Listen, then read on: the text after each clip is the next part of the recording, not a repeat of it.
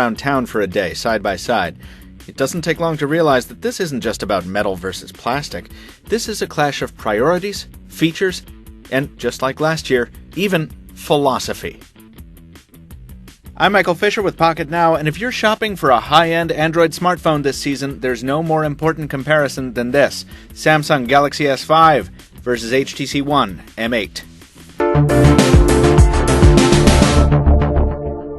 The first difference you notice is also one of the biggest: feel in hand. The 90% aluminum wraparound body of the HTC One M8 is almost silky in the palm, its 160-gram mass giving it a heft that makes it one of the most distinctive smartphones on the market. Distinctive is not the word that comes to mind when you pull the Galaxy S5 from a pocket. Like the S4 before it, the S5 eschews metal for plastic, aesthetics for raw capability. At 145 grams, the S5 isn't far off from the HTC phone's mass, but it feels substantially lighter due to its less ambitious chassis materials. But the S5's conservative design obscures a few advantages it has over the M8. While the HTC phone has been shown to survive immersion in water, it's not specifically designed for that kind of abuse. By contrast, the Galaxy S5 is rated to IP67 for dust and freshwater immersion up to a meter deep. And Samsung didn't have to make a tank of a phone to accomplish that. It's actually more than a millimeter thinner than the HTC One, and the larger Samsung battery is still removable, while the HTC phone's is sealed in. Yes, the Galaxy's charging and data port needs a door to keep it watertight, but it's USB 3.0 to the HTC phone's 2.0. While we're tossing numbers around, let's talk about specs, where there's more similarity than you'd expect at first. We're focusing on the American versions here, so each of these is powered by top-shelf hardware: a Snapdragon 801 backed up by 2 gigs of RAM and either 16 or 32 gigs of storage. Each supports micro SD expansion up to a head-exploding 128 gigs, and each offers an IR port, Bluetooth, NFC, Wi-Fi AC, etc. But it doesn't take much drilling to get back to the differences. Each device has an unconventional look to its lens area, but HTC's additional eyeball is there to help out the camera, while Samsung's port hides a heart rate sensor. Also hidden on the Galaxy S5, a fingerprint reader lurking beneath the home button, MIMO support in the Wi-Fi suite, a thermometer in its sensor package, but no FM radio. If you want to stream the oldies through your headphone wire, only the HTC device can do it. And speaking of oldies, the Galaxy S5 uses the older micro-SIM standard, while HTC is following the rest of the industry forward into nano SIMs with the M8. Finally, how about those displays? They're approximately the same size, with the same resolution, and very similar pixel density. Where they differ is in color reproduction and brightness.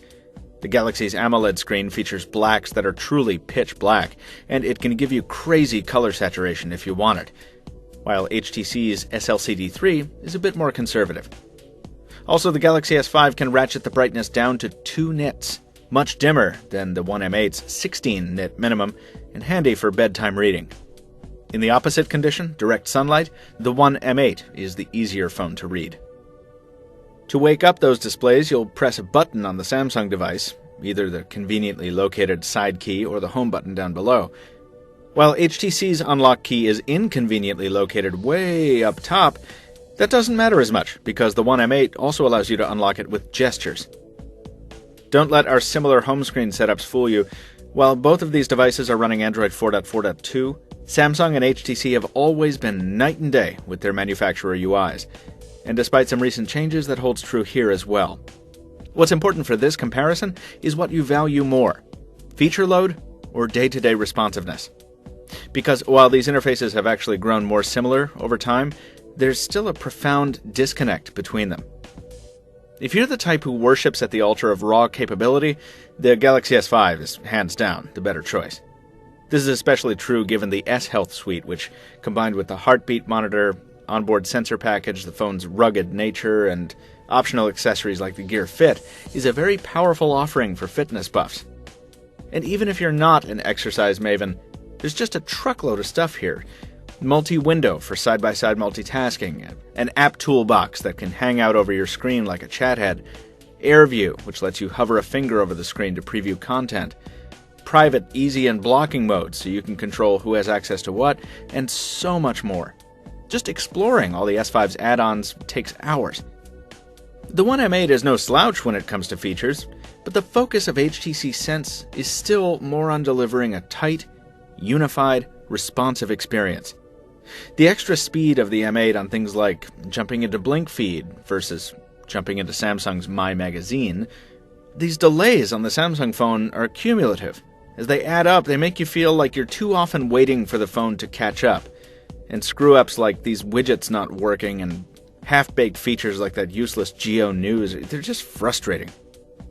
Meanwhile, the One M8, while it does less, more often than not does what it's told, and does it well.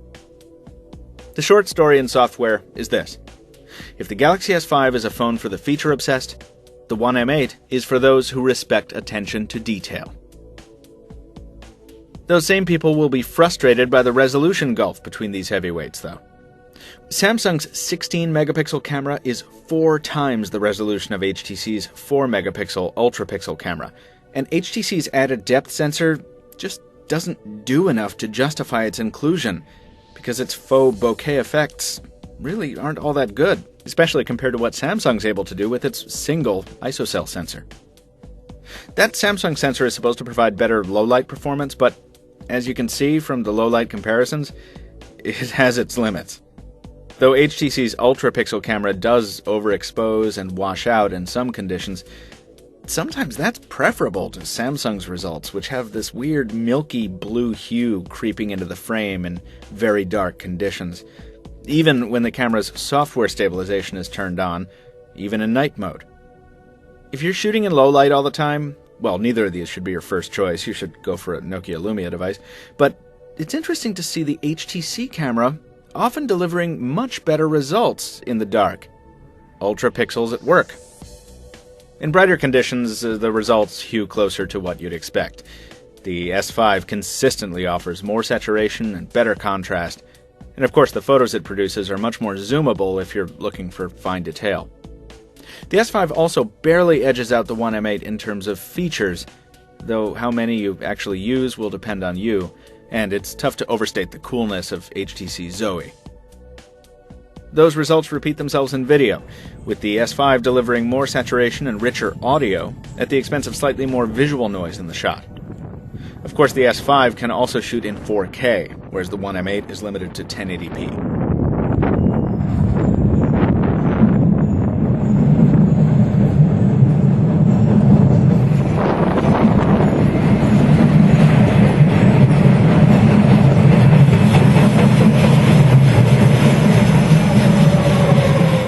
We've only been using these devices side by side for 3 days, so we can't yet speak to things like battery life. That said, using them on AT&T in Greater Boston for that short period has shown us that cellular reception is about the same. They lose and regain service about the same time when going underground and re-emerging.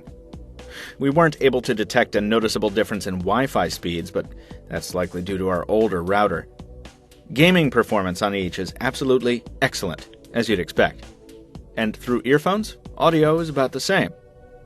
Unplug those earphones, though, and, well... Game over, man! It's game over!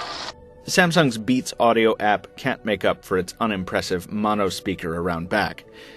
Meanwhile, HTC's boom sound speakers are even louder and bassier on the M8 than last year's one.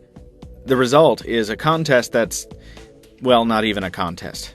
Boom sound beats everyone. And it slaughters Samsung.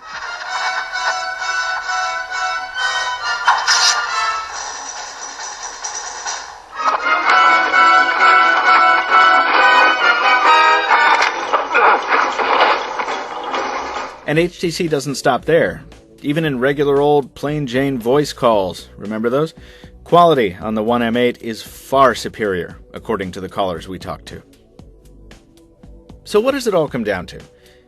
Well, if you're asking for a clearly defined winner in this contest, you're asking the wrong question. These smartphones are each exemplary in their own way. Even when they stumble, there's no universal deal breaker.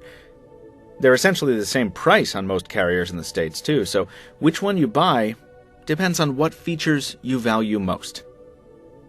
That said, HTC deserves a nod here for the completeness of the One M8. Sure, its camera is sometimes disappointing, and its body won't hold up to the abuse the Galaxy S5 can handle, but from hardware to software, it feels like a more finished product, while the Samsung device feels like a step on the road to something greater. But greatness exists in both of these smartphones. So, decide where your priorities lie. Check out our full review of the HTC One M8 from March and our Galaxy S5 review coming the week of April 20th. Buy one of them, if you're so inclined, and then let us know about your experience. Leave a comment down below, and subscribe to Pocket Now for much more smartphone and tablet coverage. This has been Michael Fisher. Thank you for watching.